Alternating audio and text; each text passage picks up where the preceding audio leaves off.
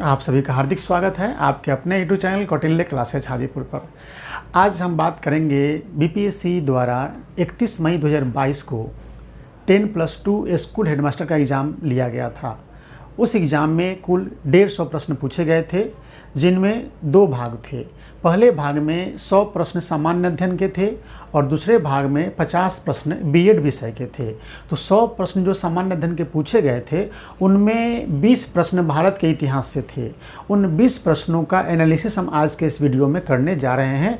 आगे आने वाले सभी एग्जामिनेशन जो बीपीएससी द्वारा ली जाती है, या अन्य राज्य लोक सेवा आयोग, या फिर यूपीएससी, या फिर पुलिस अवर सेवा चयन आयोग हो, कोई भी एग्जामिनेशन हो, ऐसे प्रश्न देखने को मिलते हैं।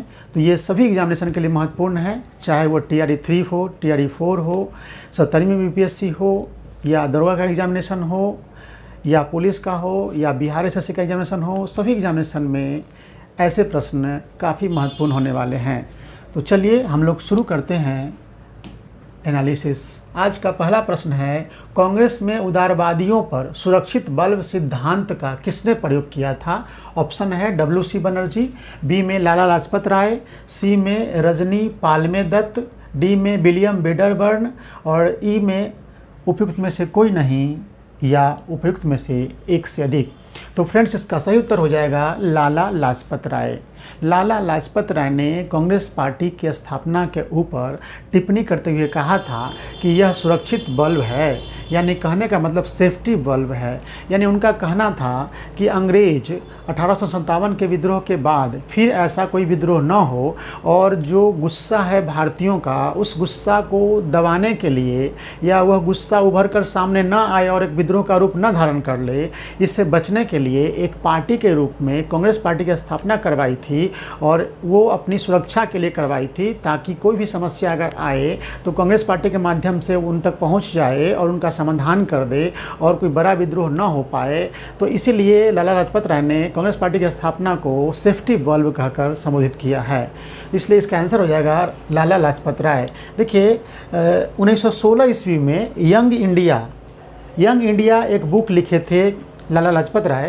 तो 1916 ईस्वी में यंग इंडिया में प्रकाशित एक लेख में उन्होंने कहा है कि ह्यूम ने भारतीयों के बढ़ते असंतोष को दूर करने के लिए ऐसा काम किया है। यानी कि A.O. ह्यूम, आप सभी जानते हैं कि कांग्रेस पार्टी के संस्थापक A.O. ह्यूम है, और A.O. ह्यूम ने क्या किया है, उनका कहना था लाला लाजपत राय जी का, यंग इंडिया जो बुक है उनकी, उनमें एक लेख में, कि ह्यूम ने भारतीयों के बढ़ते असंतोष को दूर करने के लिए ऐसा काम किया है, यानी कांग्रेस पार्टी की स्थापना किया है।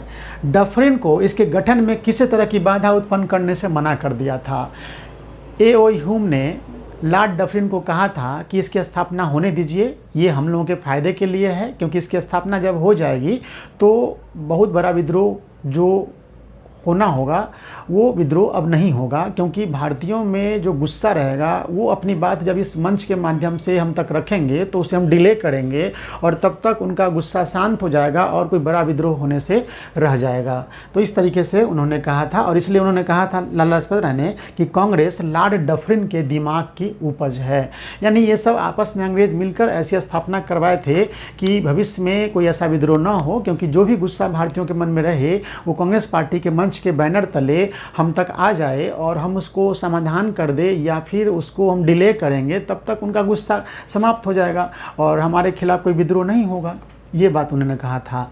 ये देखिए, ये जो सिद्धांत है सेफ्टी बल्ब का सिद्धांत, उसकी शुरुआत हुई थी, उत्पत्ति कैसे हुआ? तो विलियम वेडरबर्न एक इतिहासकार है अंग्रेज, उन्होंने 1913 में ह्यूम की जीवनी लिखे थे। उसी जीवनी में ये चर्चा किए थे कि ह्यूम आज से नहीं, 1878 ईस्वी से ये प्रयास में थे कि भारत में एक ऐसी पार्टी की स्थापना हो जो भारतीयों के मन में जो गुस्सा है उसे रोक ले, और बहुत बड़ा विद्रोह फिर से 1857 की क्रांति की तरह फिर से विद्रोह न हो। तो ये शुरुआत कह सकते हैं कि उत्पत्ति जो ये विचारधारा का हुआ कि 1913 में जो विलियम वेडरबर्न ने ह्यूम की जीवनी लिखी थी, उसमें ह्यूम की जीवनी में ये चर्चा कर दिया था उस किताब में कि ह्यूम इस तरह की प्लानिंग बहुत दिनों से कर रहे थे, और इसी के लिए उन्होंने कांग्रेस पार्टी की स्थापना करवाई है। और उसी के बाद ये सेफ्टी बल्ब का सिद्धांत आया था, लाला लाजपत राय ने दिया था 1916 में अपनी किताब यंग इंडिया में। ठीक है, ये समझ गए। अब देखिए इसमें क्या हुआ। सुरक्षा बल्ब यानी सेफ्टी बल्ब का सिद्धांत लाला लाजपत राय ने दिया है यंग इंडिया पुस्तक के लेख में 1916 ईस्वी में। षड्यंत्र सिद्धांत एक है रजनी पालमे दत्त का। उत्पत्ति का श्रेय आपको रजनी पालमे दत्त, यानी षड्यंत्र, जिस तरह से सुरक्षा बल्ब सिद्धांत है ना कांग्रेस पार्टी से संबंधित, उसी तरह से षड्यंत्र का सिद्धांत है और इसकी उत्पत्ति का श्रेय जाता है रजनी पालमे दत्त को। और ये इनका जो सिद्धांत उभरा है कैसे, तो सुरक्षा बल्ब की अवधारणा जो आई उसके बाद इन्होंने अपनी अवधारणा दी और उन्होंने कहा है रजनी पालमे दत्त ने कि कांग्रेस का जन्म भारत में एक लोकप्रिय विद्रोह को कुचलने की साजिश से हुआ था और उनका मानना था कि भारत के बुजुर्ग यानी मध्यम वर्ग नेता भी इस योजना में शामिल थे। यानी रजनी पाम दत्त ने साफ साफ कहा है कि कांग्रेस का जन्म भारत में एक लोकप्रिय विद्रोह को कुचलने की साजिश से हुआ था और उनका मानना था कि भारत के जो बुजुर्ग वर्ग बुर्जुआ वर्ग थे यानी मध्यम वर्ग, वो अंग्रेजों के साथ इस क्रांति इस विद्रोह को दबाने में लगे हुए थे वो लोग भी। इस तरह से रजनी पाम दत्त षड्यंत्र का सिद्धांत कहा है, यानी कांग्रेस पार्टी की स्थापना को इन्होंने एक षड्यंत्र करार दिया है। और यह षड्यंत्र किस लिए, तो भविष्य में कोई विद्रोह न हो इसे दबाने की साजिश के तौर पर षड्यंत्र के रूप में कांग्रेस पार्टी की स्थापना की बात कही है रजनी पालमे दत्त ने। एक और सिद्धांत है तड़ित चालक सिद्धांत, गोपाल कृष्ण गोखले ने दिया है ये 1913 ईस्वी में। ये क्या बताए हैं, लाइटनिंग कंडक्टर, आप लोग साइंस में पढ़ते होंगे, ज्योग्राफी में पढ़ते होंगे, तड़ित चालक का सिद्धांत। तड़ित चालक सिद्धांत किसने दिया, गोपाल कृष्ण गोखले ने 1913 में। ये भी कांग्रेस पार्टी के ऊपर ही इन्होंने दिया था। जैसे तड़ित चालक क्या होता है, जानते हैं कि किसी घर के ऊपर एक तांबे के तार आते हैं नीचे और अर्थिंग के रूप में उसको लगा दिया जाता है। अगर कोई बिजली चमकती है तो उस बिजली का प्रभाव उस तांबे के तार पे पड़ता है जो छत के टॉप पे रहता है और घर जलने से, घर को नुकसान होने से बच जाता है। इसी सिद्धांत के आधार पर गोपाल कृष्ण गोखले ने कांग्रेस पार्टी को कहा था की स्थापना को कहा था तड़ित चालक, यानी कि अंग्रेज़ों के ऊपर किसी तरह की समस्या आनी होगी ना तो वो समस्या किसके माध्यम से कम जाएगी, कांग्रेस पार्टी के माध्यम से कम जाएगी। यानी जो गुस्सा है वो कांग्रेस पार्टी उसे मतलब अपने स्तर से उनकी बात जब सुन लेंगे गुस्से को तो वो वहीं पे रह जाएगा और अंग्रेज़ों को नुकसान इससे नहीं होगा। इसलिए इसको तड़ित चालक सिद्धांत कहा है गोपाल कृष्ण गोखले ने। तड़ित चालक क्या होता है आप जान गए कि घर के ऊपर तांबे के तार से एक रॉड लगा रहता है और वो तांबे का तार नीचे अर्थिंग में जुड़ा रहता है और कोई भी बिजली चमकती है तो उसका असर उस रॉड पे आता है और उस तार के माध्यम से वो उसका जो करंट है वो धरती में चला जाता है और घर को नुकसान होने से बच जाता है। ठीक इसी तरह से कांग्रेस पार्टी के बारे में इन्होंने कहा है कि तड़ित चालक के रूप में काम कर रहा है कि डायरेक्ट अंग्रेज़ों को गुस्सा का सामना नहीं करना पड़ेगा। भारतीयों के मन में जो गुस्सा होगा वो मतलब कांग्रेस पार्टी के माध्यम से ये आएगा और अंग्रेज़ों को नुकसान कम होगा। ये जो कॉपर का तार होता है इसमें आविष्कार, ये जो तड़ित चालक होता है, कंसेप्ट जो घर के ऊपर लगाया जाता है उसका आविष्कार 1749 ईस्वी में बेंजामिन फ्रैंकलिन ने किया था। इसे लाइटनिंग रॉड या लाइटनिंग एरेस्टर भी कहा जाता है। अब हम लोग देखते हैं लाला लाजपत राय के बारे में। ये पंजाब केसरी कहलाते हैं। पीएनबी जो बैंक है उनकी स्थापना में इनका महत्वपूर्ण योगदान रहा है और मुख्य रचनाएं हैं young India, unhappy India, Arya Samaj books है। देखिए आर्य समाज एक संस्था है जिसके संस्थापक स्वामी दयानंद सरस्वती हैं, लेकिन आर्य समाज बुक है उसके रचनाकार हैं आपको ये लाला लाजपत राय जी हैं। ठीक ना। महात्मा गांधी ने इसे यंग इंडिया जर्नल के रूप में प्रकाशित किया था, अंग्रेजी साप्ताहिक पत्रिका रूप में। देखिए ये जो यंग इंडिया है एक बुक है, बुक के लेखक हैं लाला लाजपत राय और उसी बुक में इन्होंने सुरक्षा बल्ब का सिद्धांत दिया था और आगे चलकर महात्मा गांधी ने यंग इंडिया नाम से एक जर्नल प्रकाशित करना शुरू किया, यानी पत्रिका। यानी कि यंग इंडिया पत्रिका के जो आप कह सकते हैं कि संचालक है या संपादक हैं वो महात्मा गांधी और यंग इंडिया बुक के लेखक कौन है, तो यंग इंडिया किताब के लेखक है लाला लाजपत राय और इनकी किताब है अनहैप्पी इंडिया। कई बार एग्जामिनेशन में पूछ चुका है, ये भी पूछता है। और आर्य समाज संस्था एक अलग है और किताब के लेखक हैं आपको लाला लाजपत राय। अब दूसरा प्रश्न हम लोग देखते हैं आज का। स्वतंत्रता आंदोलन के प्रथम चरण में अतिवादी भारतीय नेतृत्व द्वारा निम्नलिखित में से किसको समझा और संगठित किया गया। ये क्वेश्चन पूछा जा रहा है। क्वेश्चन यह पूछा जा रहा है कि स्वतंत्रता आंदोलन के प्रथम चरण में अतिवादी भारतीय नेतृत्व द्वारा निम्नलिखित में से किसको समझा और संगठित किया गया था? तो अतिवादी का विचारधारा था बहिष्कार और स्वदेशी आंदोलन। इसका आंसर हो जाएगा बहिष्कार और स्वदेशी आंदोलन। देखिए, प्रथम चरण में उदारवादी लोग अनुनय विनय और याचना की राजनीति करते थे अंग्रेजों के सामने, जबकि अतिवादी लोग बहिष्कार और स्वदेशी आंदोलन पर जोर देते थे। तो इस तरीके से स्वतंत्रता आंदोलन के प्रथम चरण में अतिवादी भारतीय नेतृत्व द्वारा आपको बहिष्कार और स्वदेशी आंदोलन को समझा और संगठित किया गया। अगला प्रश्न देखते हैं, क्वेश्चन नंबर 3। भारत का महान वृद्ध व्यक्ति किसे कहा गया है? ये तो बहुत ही महत्वपूर्ण और फेमस प्रश्न है। The grand old man of India, ये ऑप्शन देख लीजिए, एम.जी. रानाडे, W.C. बनर्जी, गोपाल कृष्ण गोखले, दादा भाई नौरोजी, उपयुक्त में से कोई नहीं, उपयुक्त में से एक से अधिक। फ्रेंड्स, इसका सही आंसर हो जाएगा दादा भाई नौरोजी, डी। दादा भाई नौरोजी को the grand old man of India कहा जाता है। इन्होंने, ये उदारवादी नेता थे और अपनी एक किताब के माध्यम से किस प्रकार अंग्रेज भारत से धन निष्कासन करके ले जा रहे थे, लूट कर ले जा रहे थे, यहाँ से आर्थिक लूट मचाए हुए थे, आर्थिक नुकसान पहुँचा रहे थे, देश को खोखला बना रहे थे, इन सब बातों के का जिक्र उन्होंने किया है अपनी किताब poverty and un British rule in India. और इस किताब में उन्होंने आपको भारत के राष्ट्रीय आय और प्रति व्यक्ति आय के बारे में पहली बार बताया था, और इस किताब के माध्यम से उन्होंने भारत का आर्थिक इतिहास लिखा था और अंग्रेज़ों के लूट को दिखाया था कि यहाँ के देश के संसाधनों को लूट रहा है और खोखला मचा रहा है, खोखला बना दे रहा है। तो ये इनकी किताब है poverty and un British rule in India. ये बहुत फेमस किताब है दादा भाई नौरोजी की। देखिए, स्वतंत्रता आंदोलन के दौरान हर व्यक्ति अपने अपनी क्षमता, अपनी अपनी योग्यता, अपनी जानकारी के अनुसार योगदान दिया था। इन्होंने उदारवादी नेता के रूप में देश के आर्थिक इतिहास को बताया लोगों के सामने, पब्लिक के सामने, और बताया कि देखियो अंग्रेज किस तरह से हम लोगों को लूट रहा है, उसका विरोध करो, आंदोलन में भाग लो। तो इस तरह से दादा भाई नौरोजी ने अपना काम अपने ढंग से किया था। अगला प्रश्न हम लोग देखते हैं, क्वेश्चन नंबर 4 को अब देखते हैं। क्वेश्चन नंबर 4, भारतीय राष्ट्रीय कांग्रेस की प्रथम महिला अध्यक्ष कौन बनी? ऑप्शन है सरोजनी नायडू, सुचेता कृपलानी, राजकुमारी अमृत कौर, एनी बेसेंट, उपयुक्त में से कोई नहीं, उपयुक्त में से एक से अधिक। तो फ्रेंड्स, इसका सही उत्तर हो जाएगा एनी बेसेंट।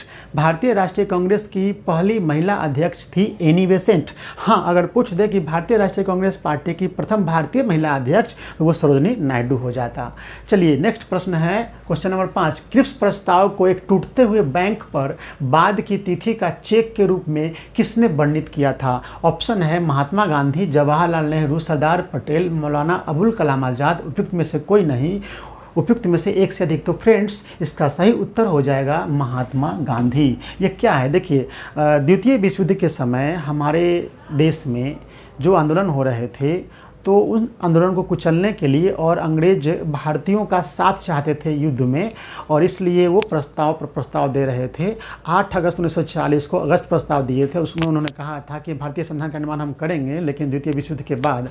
लेकिन भारतीयों ने उनके प्रस्ताव को नहीं माना। फिर 2 साल बाद 1942 में दिया क्रिप्स प्रस्ताव। इसमें भी वही बात दोहराई गई थी कि हम संविधान का निर्माण करवाएंगे भारत का, लेकिन द्वितीय विश्व युद्ध के बाद। इसीलिए गांधी जी ने कहा था कि भाई ये तो ऐसा चेक है जो कि जिसका डेट खत्म हो चुका है। यानी क्रिप्स प्रस्ताव को एक टूटते हुए बैंक पर बाद की तिथि का चेक कहा था, यानी पोस्ट डेटेड चेक अपॉन ए क्रैशिंग बैंक। यानी कहने का मतलब ये हुआ, महात्मा गांधी ने कहा कि तुम तो अब यहाँ से कमज़ोर हो गए हो, तुम लोग तो अब जाओगे यहाँ से, और एक ऐसे बैंक का चेक दे रहे हो जो कि अपने आप दिवालिया होने वाला है, क्रश होने वाला है।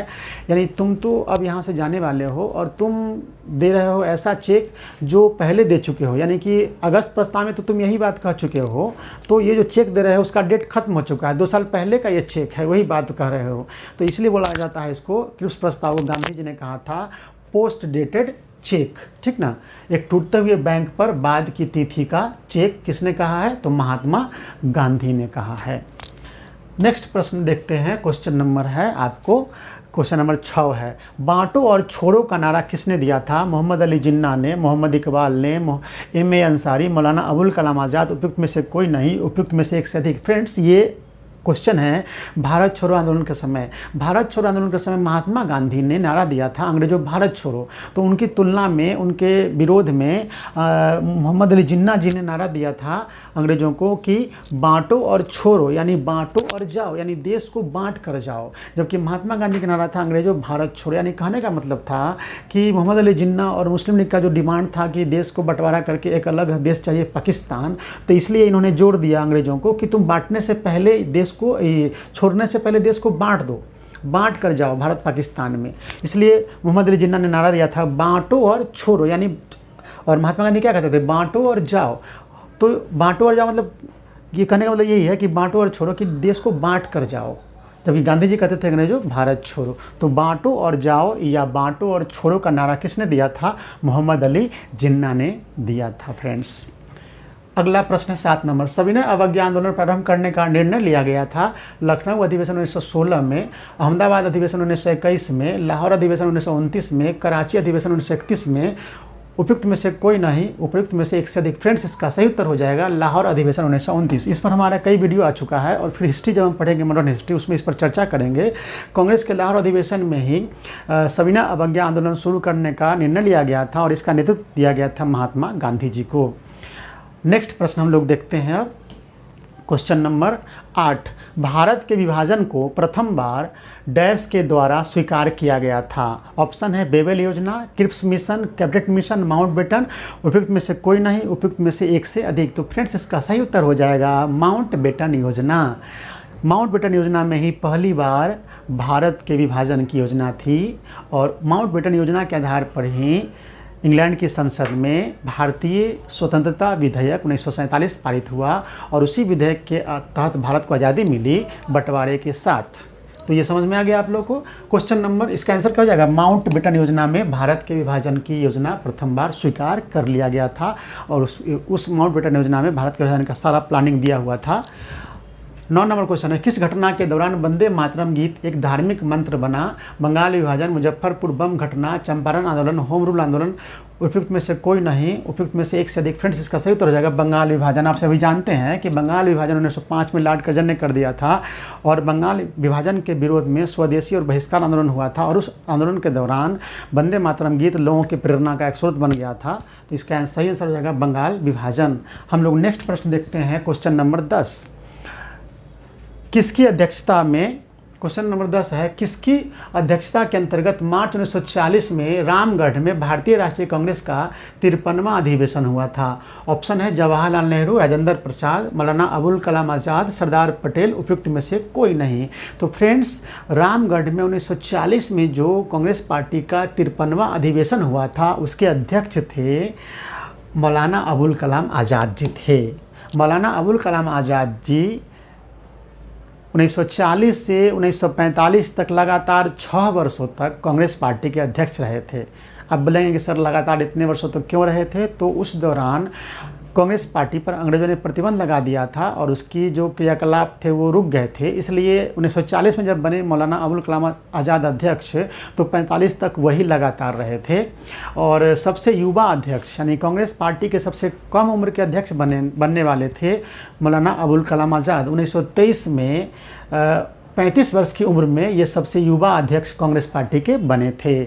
और इतना ही नहीं, हमारा देश जब आज़ाद हुआ था, तो स्वतंत्र भारत का जब पहला कैबिनेट बना था, उस स्वतंत्र भारत के पहले कैबिनेट में, स्वतंत्र भारत की प्रथम आज़ाद सरकार में, भारत में की सरकार में, कैबिनेट में शिक्षा मंत्री बने थे मौलाना अबुल कलाम आज़ाद। और इसीलिए 11 नवंबर को इनका जन्मदिन होता है, और 11 नवंबर को भारत में मनाया जाता है राष्ट्रीय शिक्षा दिवस। फ्रेंड्स, हमने तो बताया कि आज़ादी के बाद जो पहली सरकार बनी थी हमारी, स्वतंत्र भारत के पहले कैबिनेट में शिक्षा मंत्री, यानी भारत के प्रथम शिक्षा मंत्री बने थे मौलाना अबुल कलाम आज़ाद। तो ये भी आप जान लीजिए कि अंतरिम सरकार का जब गठन हुआ था आज़ादी से पहले ही 1946 ईस्वी में, उस अंतरिम सरकार में शिक्षा मंत्री बने थे सी राजगोपालाचारी जी। ठीक है, अंतरिम सरकार में शिक्षा मंत्री कौन बने थे? सी राजगोपालाचारी। और स्वतंत्र भारत के पहले शिक्षा मंत्री कौन हुए हमारे? तो मौलाना अबुल कलाम आज़ाद, और शिक्षा मंत्री बने थे पहले, इसलिए उनके जन्मदिन 11 नवंबर को भारत में राष्ट्रीय शिक्षा दिवस के रूप में मनाया जाता है। हम लोग नेक्स्ट प्रश्न देखते हैं, क्वेश्चन नंबर 11। 11 नंबर प्रश्न कह रहा है बौद्ध धर्म हिंदू धर्म के अंदर एक सुधार आंदोलन था, इन शब्दों को किसने कहा है? तो BC लॉ, AB किथ, BP वर्मा, BA स्मिथ, उपयुक्त में से कोई नहीं, उपयुक्त में से एक से अधिक। इसका सही उत्तर हो जाएगा BA स्मिथ। यानी कि बौद्ध धर्म हिंदू धर्म के अंदर एक सुधार आंदोलन था, ये कहा है BA स्मिथ, इतिहासकार हैं। 12 नंबर प्रश्न देखते हैं, किसने सोचा था कि प्रथम बौद्धवादी काउंसिल राजगृह में ही होना चाहिए था? ऑप्शन है A आनंद, अश्वघोष, बिंबिसार, अजातशत्रु, उपयुक्त में से कोई नहीं, उपयुक्त में से एक से अधिक। फ्रेंड्स, प्रथम बौद्ध सम्मेलन अजातशत्रु की अध्यक्षता में आपको राजगृह में हुआ था, इसलिए इसका सही उत्तर हो जाएगा अजातशत्रु। नेक्स्ट प्रश्न हम लोग देखते हैं क्वेश्चन नंबर 13 नंबर प्रश्न देख रहे हैं, किसके द्वारा 3 प्रसिद्ध बंदरगाहों सोपारा, काम्बे और बरोच को गुप्त साम्राज्य में मिलाया गया है? ए में चंद्रगुप्त प्रथम, बी में समुद्रगुप्त, सी में चंद्रगुप्त विक्रमादित्य, डी में कुमारगुप्त, ई में उपयुक्त में से कोई नहीं, उपयुक्त में से एक से अधिक। तो फ्रेंड्स, इसका सही उत्तर हो जाएगा चंद्रगुप्त विक्रमादित्य। गुप्त वंश का शासक थे और इन्होंने आपको 3 प्रसिद्ध बंदरगाह सोपारा, काम्बे और बरोच को गुप्त साम्राज्य में मिलाया था अपनी ताकत के बल पर। 14 नंबर प्रश्न है, वह प्रथम भारतीय मुसलमान कौन बना था? वह प्रथम भारतीय मुसलमान कौन था जो दिल्ली का सुल्तान बना था? नासिरुद्दीन महमूद शाह, मुबारक खिलजी, मसूद शाह, आराम शाह, उपयुक्त में से कोई नहीं और उपयुक्त में से एक से अधिक। तो फ्रेंड्स, इसका सही उत्तर हो जाएगा ई, उपयुक्त में से कोई नहीं। क्योंकि देखिए, भारत में 1192 ईस्वी में ही एक तरह से कुछ इतिहासकार कहते हैं कि मुस्लिम शासन की स्थापना हो गई थी, जब आपको पृथ्वीराज चौहान को आपको तराइन के द्वितीय युद्ध में हरा दिया था मोहम्मद गोरी ने। मोहम्मद गोरी ने पृथ्वीराज चौहान को मारकर भारत पर अधिकार कर लिया था और अपना शासन स्थापित कर लिया था। उसी समय से भारत में मुस्लिम शासन की स्थापना जो कुछ इतिहासकार मानते हैं, तो उनके हिसाब से भारत का प्रथम मुसलमान शासक हो गया मोहम्मद गोरी।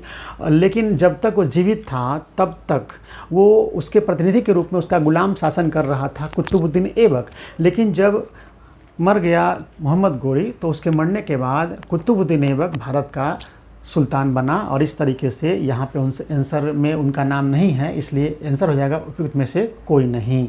अब नेक्स्ट प्रश्न हम लोग देखते हैं 15 नंबर प्रश्न को।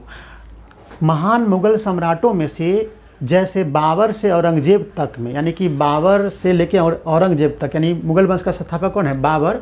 और 1707 में मुगल वंश का सबसे महान शासक औरंगजेब की मृत्यु हो जाती है। तो कह रहा है कि महान मुगल सम्राटों में से जैसे बाबर से औरंगजेब तक जितने सम्राट हुए हैं, उनमें से 2 सम्राट राजपूत कुमारियों से पैदा हुए थे। यानी जैसे बाबर से लेकर औरंगजेब तक में जो मुगल सम्राट हुए हैं, उनमें से 2 सम्राट राजपूत राजकुमारियों से पैदा हुए थे। वे कौन थे? ऑप्शन है अकबर और औरंगजेब, अकबर और औरंगजेब, बी में बाबर और शाहजहां, सी में जहांगीर और शाहजहां, डी में अकबर और जहांगीर, ई में उपयुक्त में से कोई नहीं और या उपयुक्त में से एक से अधिक। तो इसका सही उत्तर हो जाएगा जहांगीर और शाहजहां। फ्रेंड्स, बाबर से लेकर के औरंगजेब तक जितने मुगल सम्राट हुए हैं, जैसे में बाबर के बाद हुमायूं के बाद अकबर के बाद जहांगीर के बाद शाहजहां के बाद औरंगजेब, इतने में से ऐसे 2 सम्राट हुए हैं मुगल सम्राट जिनकी माँ हिंदू राजकुमारी थी, राजपूत राजकुमारी थी। तो ये दोनों आंसर हो जाएगा जहांगीर और शाहजहां। इनके बारे में थोड़ा सा और डिटेल हम लोग जान लेते हैं। देखिए, जहांगीर की माँ कौन थी? तो जोधाबाई थी। ये कौन थी? तो आमेर के जो हिंदू राजपूत राजा थे, राजा भारमल कछवाहा की पुत्री थी ये जोधाबाई। और जोधाबाई की माँ का नाम रानी चंपावती था। इस तरह से जोधाबाई जो अकबर की पत्नी थी, वो आमेर के राजा, हिंदू राजा, राजपूत राजा भारमल की पुत्री थी। और अकबर से इन्होंने अपनी पुत्री का विवाह किया था और अकबर की पत्नी जोधाबाई थी और उसी से पुत्र प्राप्त हुआ जिसका नाम सलीम रहा था। और उसका वास्तविक नाम सलीम है, लेकिन जहांगीर के नाम से वो प्रसिद्ध हुआ था। तो इस तरीके से अकबर की पत्नी जो थी जोधाबाई, वो हिंदू राजा आपको आमेर के राजा भारमल की पुत्री थी और माँ रानी चंपावती यानी राजकुमारी हिंदू थी। इस तरह से एक जहांगीर हो गया। जहांगीर की जो माँ थी जोधाबाई, उनका अन्य नाम था मरियम उज जमानी, हीरा कुमारी, हरखाबाई, हरखूबाई। और इस तरीके से ये इनकी माँ हिंदू राजकुमारी थी, रानी चंपावती। और पिता थे आमेर के राजा भारमल कछवाहा की पुत्री थी ये, यानी आमेर के राजा भारमल की पुत्री, और माँ का नाम रानी चंपावती। इस तरीके से आपको इनके जो जोधाबाई के पुत्र हुए जहांगीर, तो इनकी माँ क्या हो गई, हिंदू राजकुमारी हो गई। अब देखिए शाहजहाँ की माँ, शाहजहाँ की माँ का नाम है जगत गोसाई, जोधपुर के राजपूत राजा उदय सिंह की पुत्री थी। और इस तरीके से वो हिंदू राजकुमारी थी। और जोधपुर के जो राजा थे उदय सिंह, वो मोटा राजा के नाम से जाने जाते हैं। बहुत क्वेश्चन पूछता है मोटा राजा, तो जोधपुर के राजा उदय सिंह, राजपूत राजा उदय सिंह कौन थे, मोटा राजा के नाम से जाने जाते थे। और इस तरह से जोधपुर के हिंदू राजपूत राजा उदय सिंह की पुत्री थी आपको जगत गोसाई, और जगत गोसाई का पुत्र हुआ शाहजहाँ। तो इस तरीके से शाहजहाँ की माँ भी हिंदू राजकुमारी थी, राजपूत राजकुमारी थी। तो इस तरह से जहांगीर की माँ जोधाबाई आमेर के राजा भारमल और रानी चंपावती की पुत्री थी, यानी हिंदू राजकुमारी से इसका जन्म हुआ जहांगीर का, ठीक ना। तो इसकी माँ क्या थी, हिंदू राजकुमारी थी। और शाहजहाँ की माँ जगत गोसाई जो जोधपुर के राजा जो उदय सिंह की पुत्री थी, तो ये भी हो गया, इसकी भी माँ हिंदू राजकुमारी हुई। समझ में आ गया। तो इस तरह से क्वेश्चन पूछा था इसका कि भाई महान मुग़ल सम्राटों में से जैसे बाबर से औरंगजेब तक 2 सम्राट हुए, राजपूत राजकुमारियों से पैदा हुए, तो वे कौन कौन हुए, जहांगीर और शाहजहाँ, ठीक है ना। तो इनकी जहांगीर की माँ आपको राजा भारमल की पुत्री थी जो आपको आमेर के राजा थे। और शाहजहाँ की माँ जो थी वो जगत गोसाई, वो जोधपुर के हिंदू राजपूत राजा उदय सिंह यानी मोटा भाई की पुत्री थी।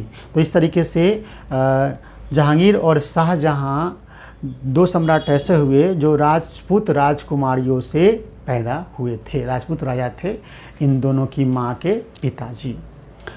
अब क्वेश्चन नंबर 16 देखते हैं। निम्नलिखित में से किसके द्वारा किसानों को उनकी खेती की ज़मीन से अलग कर दिया गया, वार्षिक बंदोबस्त, महालवाड़ी बंदोबस्त, अस्थाई बंदोबस्त, रैयतवाड़ी बंदोबस्त। तो फ्रेंड्स इसका सही उत्तर हो जाएगा अस्थाई बंदोबस्त। अस्थाई बंदोबस्त जो किया गया था अंग्रेज़ों के समय में, वो ज़मींदारों से किया गया था।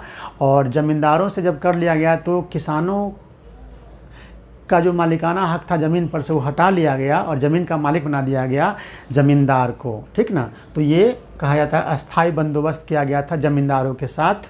और इस तरीके से अस्थाई बंदोबस्त के द्वारा किसानों को उनकी खेती की ज़मीन से अलग कर दिया गया था। महालवाड़ी में किसान की जगह पर आपको पूरे गांव को, यानी महाल मतलब ग्राम कहलाता है, तो ग्राम को ज़मीन का मालिक बना दिया गया था और सब मिलकर खेती करते थे। जबकि रैयतवाड़ी बंदोबस्त जब हुआ था उसमें किसानों को उनकी ज़मीन का मालिक माना गया था, रैयत मान लिया गया था। तो अस्थाई बंदोबस्त वाली व्यवस्था जो हुई उसमें किसानों को उनकी खेती की ज़मीन से अलग करके खेत का मालिक बना दिया था ज़मींदारों को, और अंग्रेज़ों ने ज़मींदारों के साथ कॉन्टैक्ट कर लिया था। और आपको अस्थाई बंदोबस्त में किसानों को ज़मीन पर कोई अधिकार नहीं मिला था। किसान की जगह पर ज़मीन का मालिक हो जाता था ज़मींदार, और ज़मींदार से डायरेक्ट अंग्रेज़ जुड़े हुए थे। अब क्वेश्चन नंबर हम लोग देखते हैं 17 नंबर क्वेश्चन देखते हैं हम लोग। निम्नलिखित में से किसने ब्राह्मण विधवा से शादी की थी, BM मालावारी, Dayaram Gidumal, Jyotiba Phule, DK curve. उपयुक्त में से कोई नहीं, उपयुक्त में से एक से अधिक। तो फ्रेंड्स इसका सही उत्तर हो जाएगा DK कर्वे। ये महिला शिक्षा और विधवा विवाह के पक्ष में थे। महिला शिक्षा को बढ़ावा देने के लिए इन्होंने अपना जीवन लगा दिया, और विधवाओं की स्थिति जो दयनीय थी हिंदू समाज में उसको देख करके इन्होंने विधवा विवाह का समर्थन किया। कहा कि विधवाओं को भी आगे जीवन जीने का हक है और उनका पुनर्विवाह होना चाहिए। ये DK कर्वे जी थे, महाराष्ट्र के थे। तो DK कर्वे जी का ज़िंदगी महिलाओं की शिक्षा और विधवाओं के जीवन को उत्थान लाने के लिए, उनका विवाह कराने के लिए जाना जाता है। इन्होंने अपना पूरा जीवन समर्पित कर दिया। इनके बारे में थोड़ा देख लीजिए। DK कर्वे महर्षि डॉक्टर धोंडो केशव कर्वे प्रसिद्ध समाज सुधारक थे। ये महिला शिक्षा और विधवा विवाह में महत्वपूर्ण योगदान दिए थे। अपना जीवन महिला उत्थान को समर्पित कर दिया था। मुंबई में स्थापित SNDT महिला विश्वविद्यालय भारत का प्रथम महिला विश्वविद्यालय है, यानी कि मुंबई में जो SNDT महिला विश्वविद्यालय है वो भारत का प्रथम महिला विश्वविद्यालय है, जिसकी स्थापना D.K. कर्वे जी ने की थी। इसी से अंदाज़ा लगा सकते हैं कि महिला शिक्षा के लिए कितना ये समर्पित थे। मुंबई में पढ़ते समय ही विधवा विवाह के समर्थक बन गए थे। मुंबई प्रवास के बीच में ही उनकी पत्नी का देहांत हो चुका था और 11 मार्च 1893 ईस्वी को गौरबाई नामक विधवा से इन्होंने विवाह कर लिया था और इस तरह से विधवा पुनर्विवाह को खुद विधवा से विवाह करके इसको समर्थन किया था और इसको आगे बढ़ाया था। तो नेक्स्ट प्रश्न हम लोग देख लिए थे।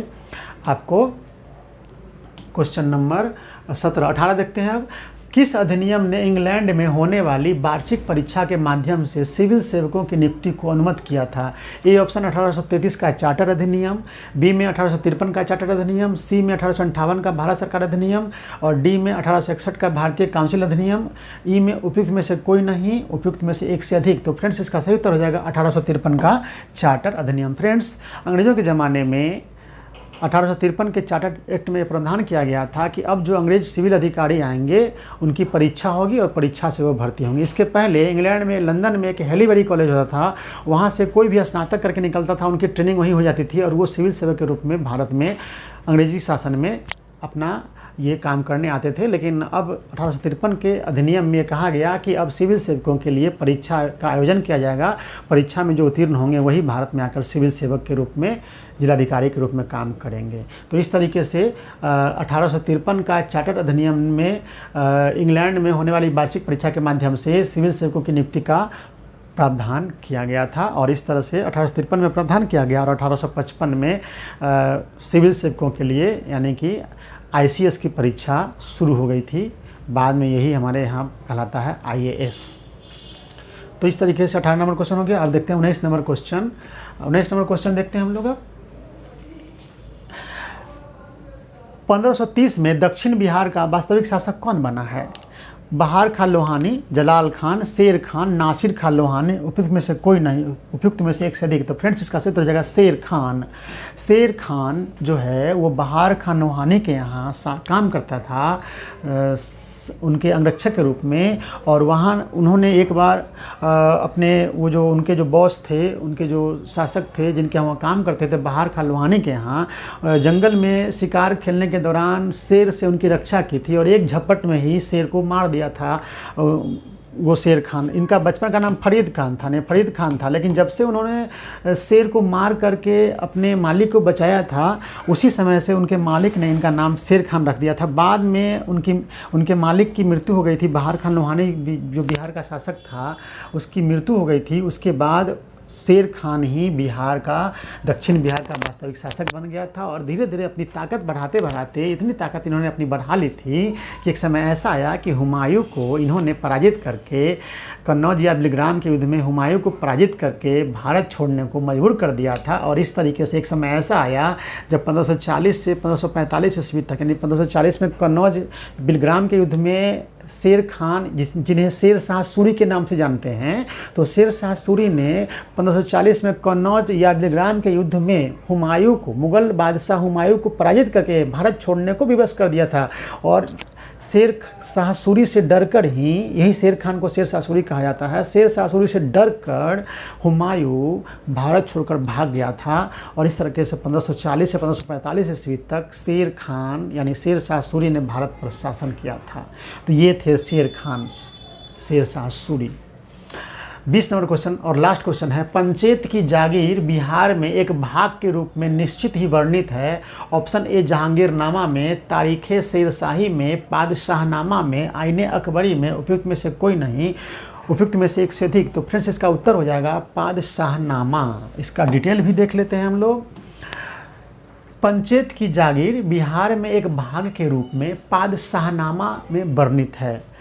पादशाहनामा क्या है? तो मुगल काल की ऐतिहासिक रचना है, कृति है, जिसके रचनाकार है अब्दुल हमीद लाहौरी। और मुगल बादशाह शाहजहां के समय की यह रचना है।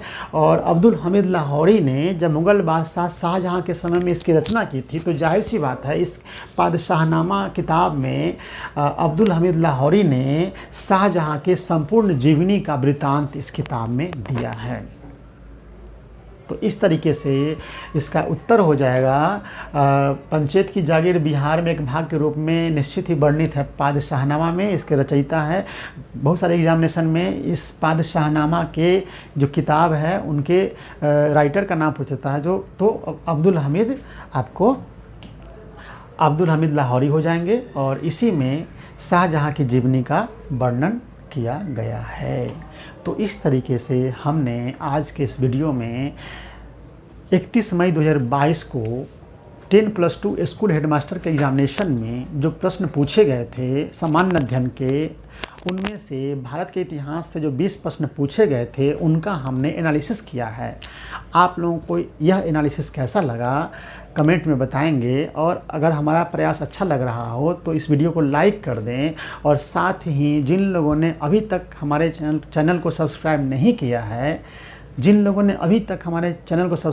किया है, प्लीज़ वो सब्सक्राइब कर दें, और हो सके तो अपने परिचितों, अपने शुभचिंतकों के पास इस वीडियो को शेयर भी कर दें ताकि वो भी इसे देखकर लाभान्वित हो सके। तो फ्रेंड्स, हमारा अभियान आगे बढ़ता जा रहा है और हमने बीपीएससी 10+2 स्कूल हेडमास्टर की वैकेंसी के बारे में मैंने पहले बताया, सिलेबस को बता दिया। सिलेबस के बाद मैंने प्रीवियस ईयर क्वेश्चन का एनालिसिस किया, बता दिया कि 100 प्रश्न में किस विषय से कितने प्रश्न आए। और उसकी अगली कड़ी में आज हमने भारत के इतिहास से पूछे गए 20 प्रश्नों का एनालिसिस किया है। और आगे मिलते हैं फिर नए वीडियो में प्रीवियस ईयर्स क्वेश्चन के इस सीरीज़ में। बीपीएससी 10+2 स्कूल हेडमास्टर के एग्ज़ाम जो हुए थे उनमें किसी और विषय के क्वेश्चन को लेकर हम आएंगे जो उस समय पूछा गया था। तो काफ़ी महत्व होने वाला है यह सीरीज़ आपका।